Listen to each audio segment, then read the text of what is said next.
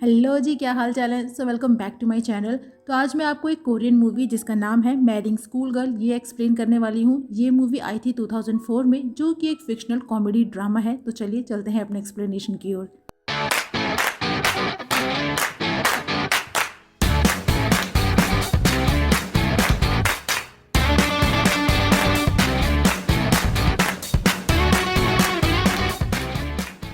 ये movie fictionally based है Korean history book three Asian kingdoms के एक पार्ट से। वही थ्री एशियन किंगडम्स जिसमें इंडियन प्रिंसेस की भी बात आती है।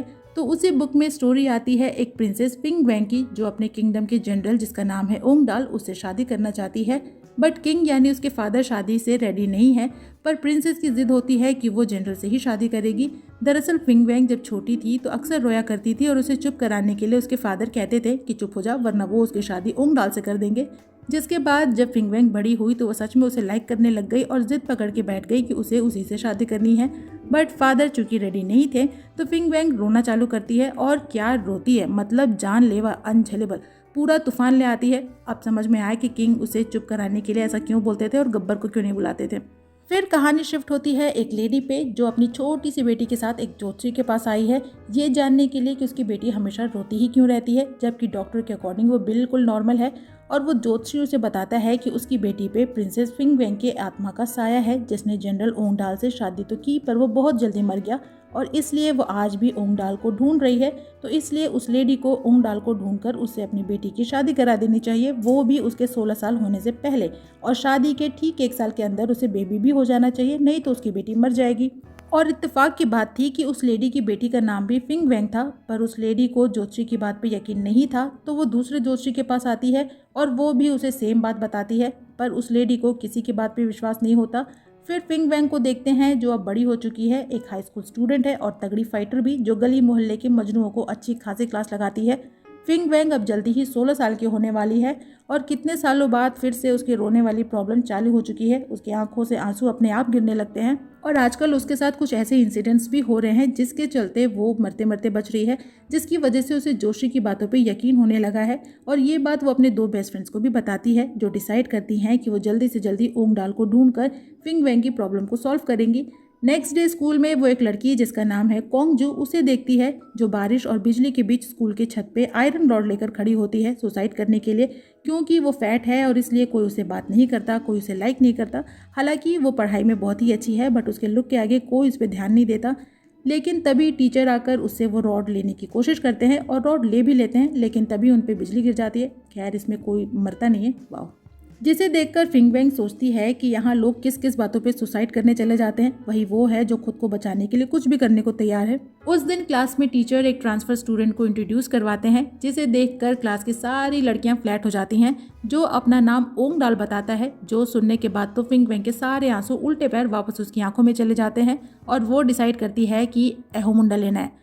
पर दोनों डेस्क मेट भी नहीं बन पाते। पर फिंग वैंग हार नहीं मानती, और क्लास खत्म होने के बाद वो खुद को ओंगडाल से इंट्रोड्यूस करती है और खुद से ही खुद को उसके घर पे इनवाइट करती है। पर ओंगडाल उसे रिजेक्ट कर देता है, ये बोलकर कि वो लोग नए नए उस शहर में शिफ्ट हुए हैं, तो अभी सामान की अनपैकिंग बाकी है, प्लस वो कभी भी किसी फीमेल फ्रेंड को अपने घर लेकर नहीं गया है। पर कहाँ फिंग वैंग हार मानने वाली थी, तो वो उसका पीछा करते हुए उसे दौड़ाते भगाते उसके घर तक आ जाती है, जहाँ वो उसकी मॉम से मिलती है। और यहाँ उसे पता चलता है कि ओंगडाल एक वेल टू डू फैमिली से बिलोंग करता है, जो जानकर वो रिलैक्स होती है कि चलो शादी तो अच्छे लड़के और अच्छे घर में होने वाली है।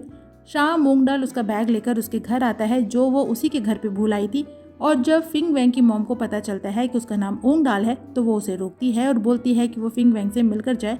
लेकिन फिंग वैंग तो मस्त सोरी होती है और सपने में प्रिंसेस फिंग वैंग को देखती है, जो उसके हस्बैंड ओंगडाल की डेथ पे रो रही थी, और नींद में गलती से उससे लैंप नीचे गिर जाती है, जिससे कि उसके रूम में आग लग जाती है, और ओंगडाल उसे बचाकर बाहर निकालता है। नेक्स्ट डे से ओंगडाल की वो डेस्कमेट बन जाती है और उसको थैंक यू बोलती है उसकी जान बचाने के लिए। पर ओंगडाल इतना फेमस होता है कि ना केवल फिंग वैंग बल्कि स्कूल की बाकी लड़कियां भी उसे लाइक करती हैं और बाकायदा उसे देखने के लिए क्लास के बाहर लाइन लगाकर खड़ी होती हैं। पर फिंग वैंग सभी को वार्न करती है कि ओंगडाल सिर्फ और सिर्फ उसका है, इसलिए कोई और उस पर नजरें ना डाले, वरना मार पिटाई में तो अच्छी है ही। धीरे धीरे फिंग वैंग का ओंगडाल के घर जाना रोज का हो जाता है, और एक दिन उसे उसकी मॉम से पता चलता है कि ओंगडाल अपनी आगे की पढ़ाई के लिए 1 साल के लिए यूएस जाएगा, जो सुनने के बाद तो फिंग वैंग को उसकी मौत उसकी आंखों के सामने ही दिखाई देती है, क्योंकि वो 1 साल तक ओंगडांग का वेट नहीं कर सकती।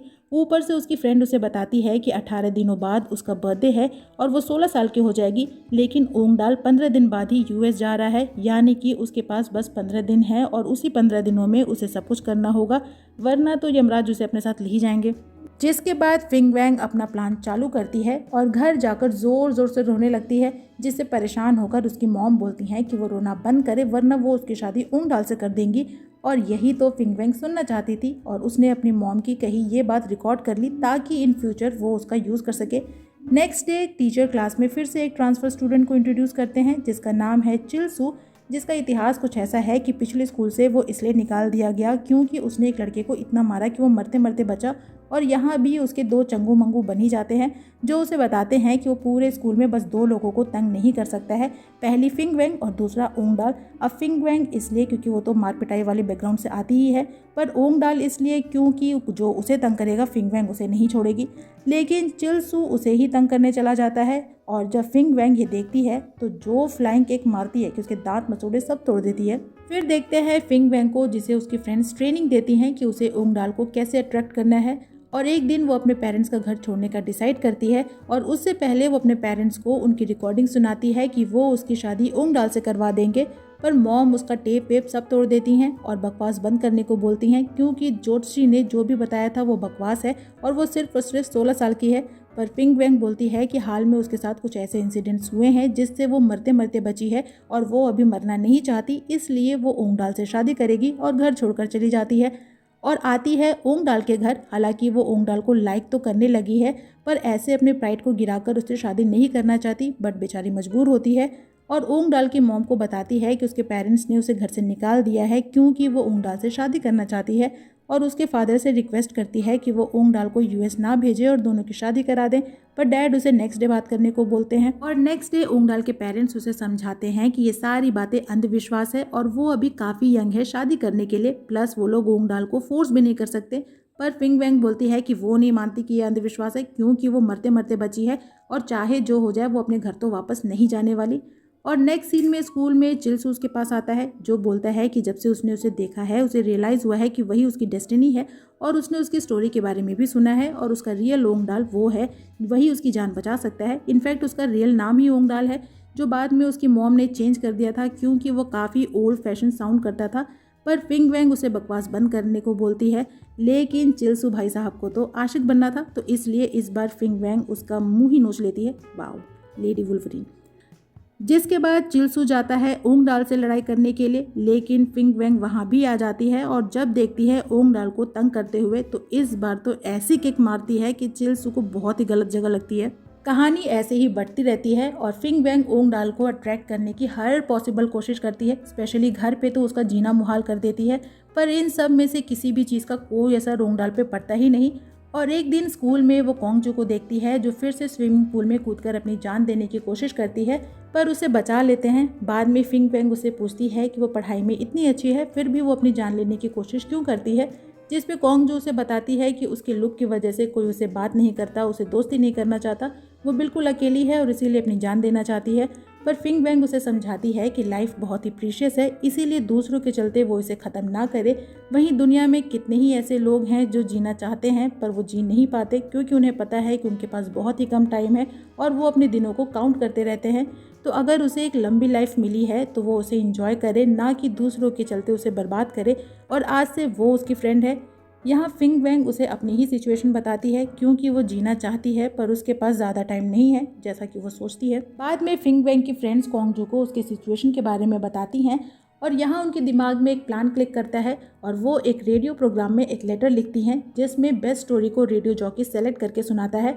और उस इमोशनल स्टोरी में वो बताती हैं कि उनकी फ्रेंड फिंग वैंग को एक बहुत ही रेयर बीमारी है और उसके पेरेंट्स उसकी बीमारी का खर्चा नहीं उठा सकते हैं और इसलिए उसने अपना घर छोड़ दिया क्योंकि वो अपने पेरेंट्स पे बोझ नहीं बनना चाहती।